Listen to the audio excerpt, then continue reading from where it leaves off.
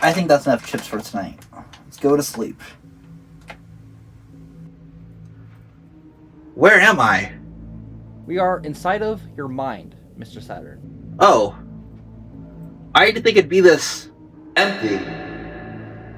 Ah, yes. That is what most people say on their first trip inward. Wait a second. What's that?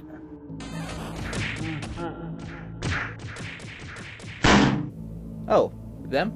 They are simply the two things you think of most. They are locked in a conflict, a powerful deadlock over dominance of your brain. Oh, okay. That makes sense. Totally. Wait, who are those guys? Those guys. They simply attempted to fight Pokemon, claim dominance over your brain, be your favorite thing again.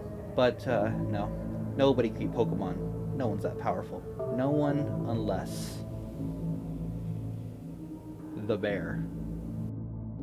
No, that can't be true. That's impossible. Search your feelings. You know it to be true. No! I refuse. Well, if you won't admit it yourself, how about we play a game? Fine, I'll play your twisted game. Alright, let us begin our test. Your first and only question today, Mr. Saturn, is tell me the fate of all of the Fazbear Frights Book 5 protagonists. All three. The fifth book? Everybody knows the fifth book in Fazbear Frights Buddy Call.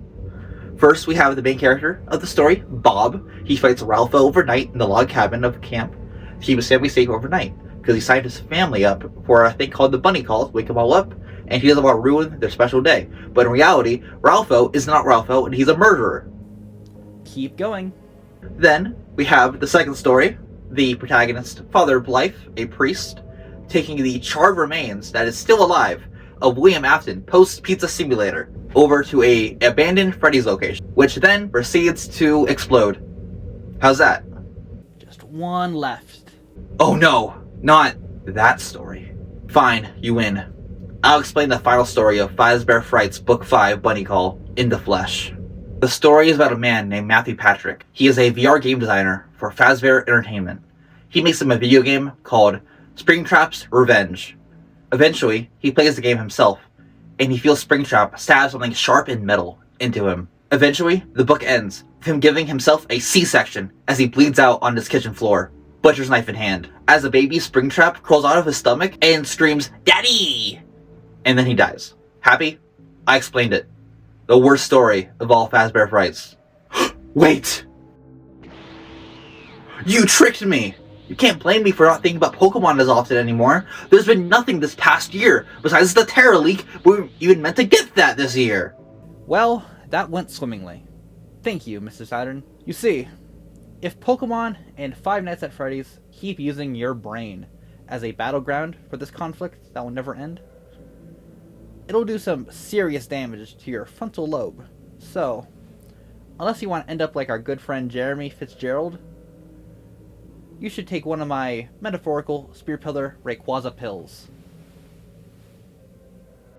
Fine. Give me the red one.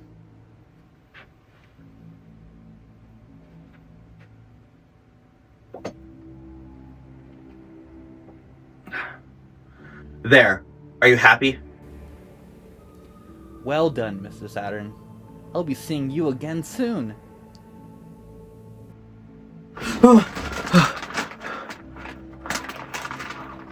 I gotta stop eating these before I go to bed.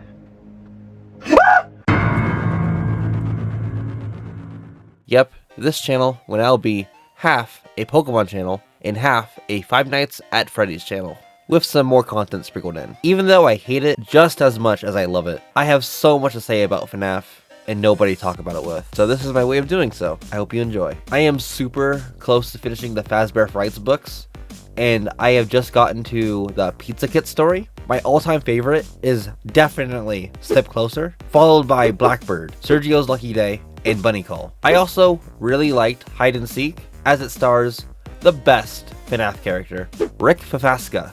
While my all-time least favorite story is definitely He Told Me Everything, because it's the Fazgoo story. I thought it'd be fun to take notes during my reading, and my gosh, it literally is just me saying, I hate this over and over and over again. And also, sorry about my voice in this video. I caught a cold. I should be feeling better soon though. But sorry for my nasally voice. Have a good day. Remember, like, comment, and subscribe.